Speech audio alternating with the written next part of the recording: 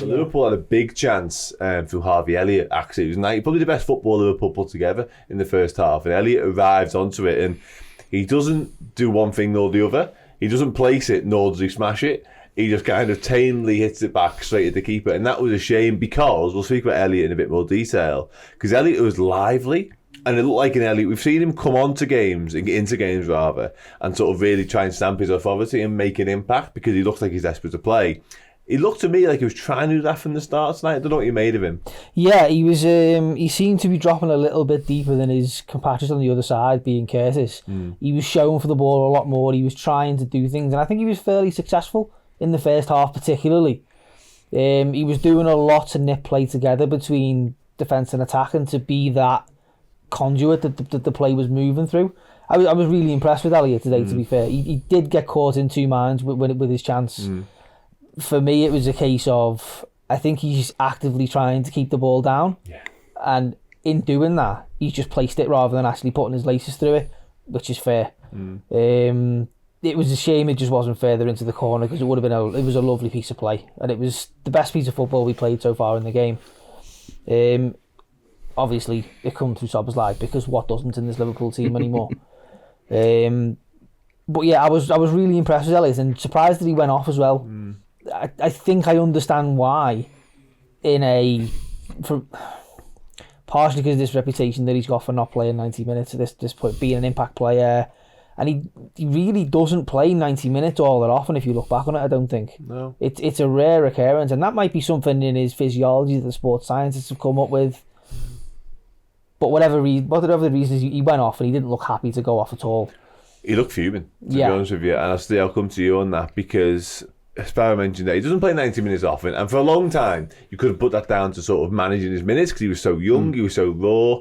Obviously, we sent him on loan to Blackburn, he comes back, he has that bad injury, so for a large part of his career at Liverpool, you could understand him not playing 90 minutes because of those facts I've just mentioned. But now he's a little bit older, he's a bit more mature, he's played a good amount of football for Liverpool, he starts a game, and he's not likely to start at the weekend, I wouldn't have thought, against Luton. So there feels like there's no reason for him not to play 90 tonight. So what do you put it down to? And what do you make of the fact he was clearly unhappy with it? Well, it's good that he's unhappy. You want players to be unhappy. I often speak about players accepting their roles at clubs. Now, you look at the midfield in its entirety and the players we've got, he probably isn't someone that is first choice. You know, there's 3 or 4 lads in front of him. Curtis Jones has usurped him and gone in front of him in terms of who's more likely to play.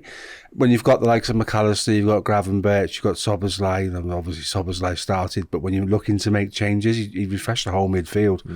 So, yes, he's frustrated that he came off, but Curtis came off and Endo came off as well. He basically just took the heart out of the team and replaced it and switched it around.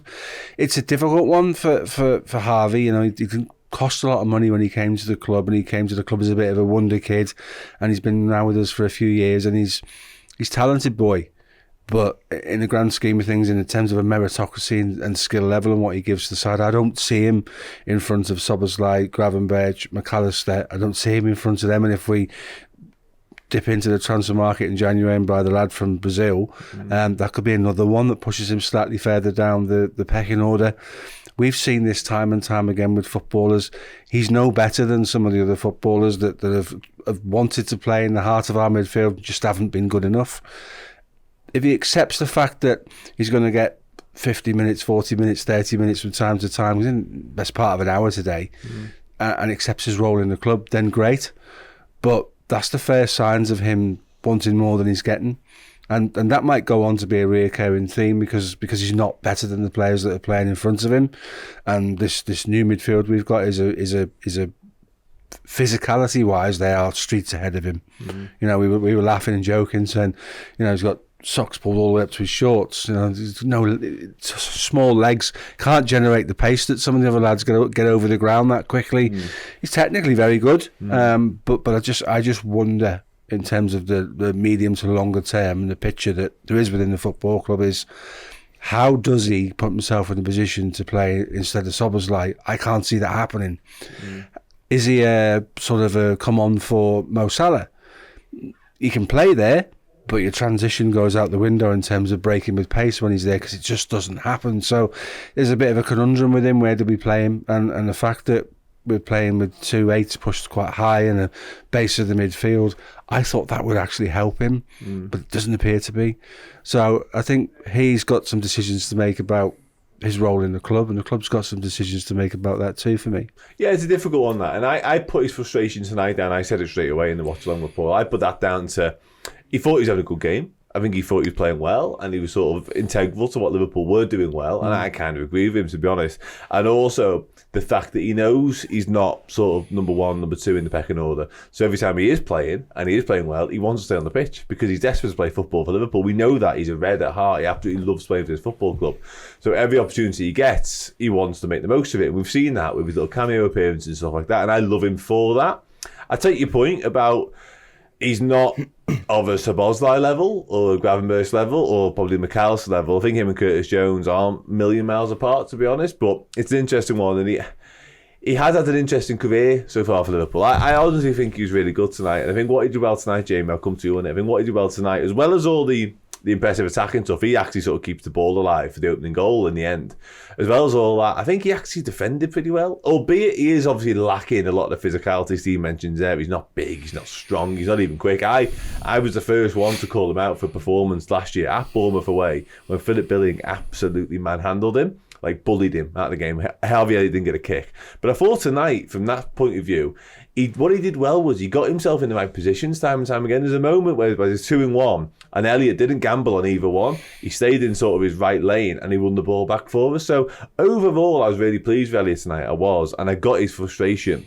But I suppose to sort of round it up, what do you make of him and where he's at in terms of his Liverpool career right now? Because Steve says it there, we might see more of that frustration coming out of him. And do you think that'd be fair?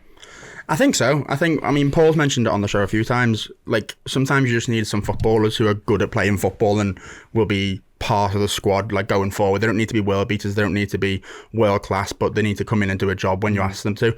And I think he was playing for his place in the team today, because as you said, he was getting back. He was tracking back. He was trying to track the runners, helping defensively, and like on the attacking side of things, he was like doing defence splitting passes, like finding players in between the lines. And I think there could just be an element of Klopp managing his minutes a little bit, because it wasn't too long ago where Kurtz had his suspension and everyone expected Gravenberch to play and start, and I think the next game Elliott started in midfield. Game, so Klopp does trust him. I think that shows that, especially in a game like Brighton. And I think the fact that he's come out with the team and Gravenberch is kind of he's imposing his presence on the team a little bit more. He's producing some good kind of good performances and stuff. I think Elliott's just kind of trying to up his level and up his game, and I think that can only be good for the squad. Yeah, 100%. Yeah, it's interesting. I forgot about his pass into Salah, because I think Salah makes a mess of the finish. I think he might have been offside, to be honest. Anyway, but the pass from Elliott is exceptional. He mentioned sort of line-breaking passes. Yeah. It was one of them. It really was very good. So, interesting night for him. Yeah, the first glimpse we've seen of him visibly frustrated by getting replaced, I think it's fair to say, or his situation, or whatever it may be. And he wants to keep an eye on, perhaps, but like I say, I think he's a pretty key part of the squad, and having so many good options there is a really good thing for Liverpool